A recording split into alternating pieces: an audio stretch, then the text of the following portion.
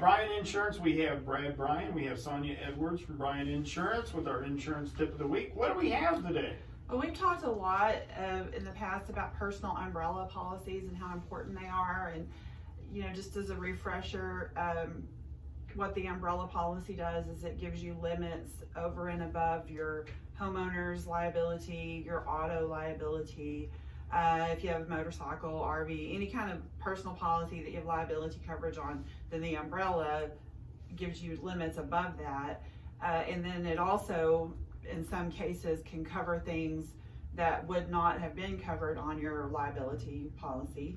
And there's not a standard form, so when we talk about them, it always feels like we're talking in general, but it's because there is no such thing as a standard umbrella form. They're all a little bit different. But we have some real life claims to talk about today that had to do with personal umbrellas. So that's what we thought we would talk about. Claim example number 1. All right. Insured daughter hated her math teacher, so she made several disparaging and false remarks about her teacher online. Yes. Teacher sued. Personal injury was paid $750,000.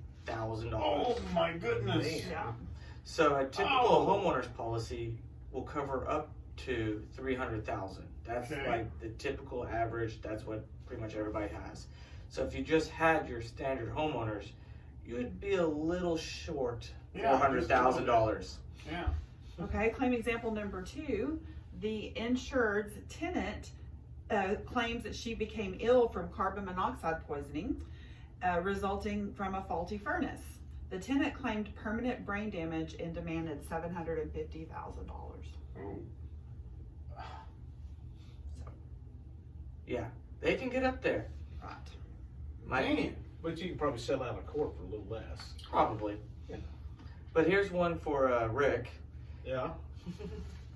A teenager who was destined for greatness as a softball player filed a $700,000 lawsuit against her former coach, alleging incorrect teaching style that ruined her chances for athletic scholarship. Get a hold of this choke. Yeah, it's all her fault. I was headed to be a college professor. Yes, it's all this choke's fault. I wonder if she has an umbrella. We'll have to find out.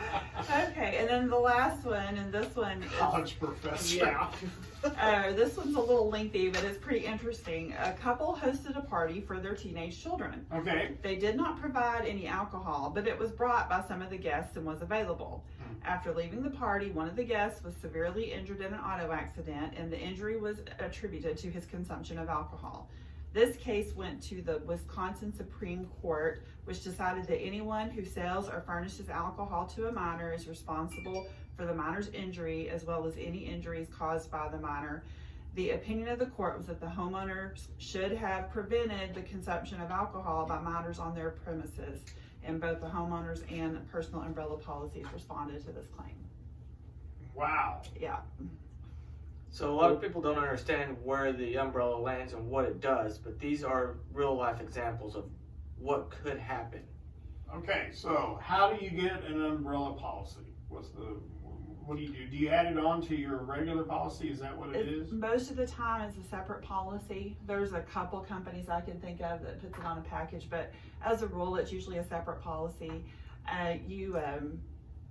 First of all, you what we call max out your limits on your underlying. So you'd need to, say you carry low limits on your auto, you would need to go to the maximum that your auto carrier will allow you to carry. Same with homeowners and any other liability policies, and then the umbrella sits on top of that. And they started at $1 million, but you can go up to 15 million or more. Or higher. Yeah. And so the thing to do is to talk to your agent and tell them you're interested. It's not expensive. It really isn't. I think it said, for less than the cost of a cup of coffee a day, most people can buy at least $1 million. You know, Personal umbrella. $200, $300, $400. I've seen personal umbrellas up to $5 million that cost less than $900. Yeah. So.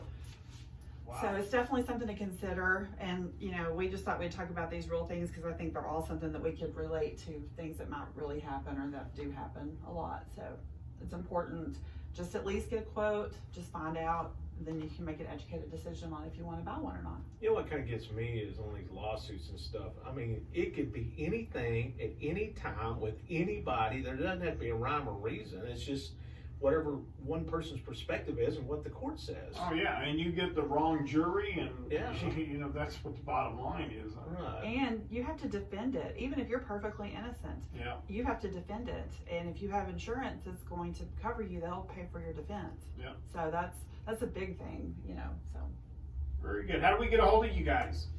You can call us at 940-549-2525. Come see us on the second floor of Sierra Bank Building, or visit us online at brianins.com.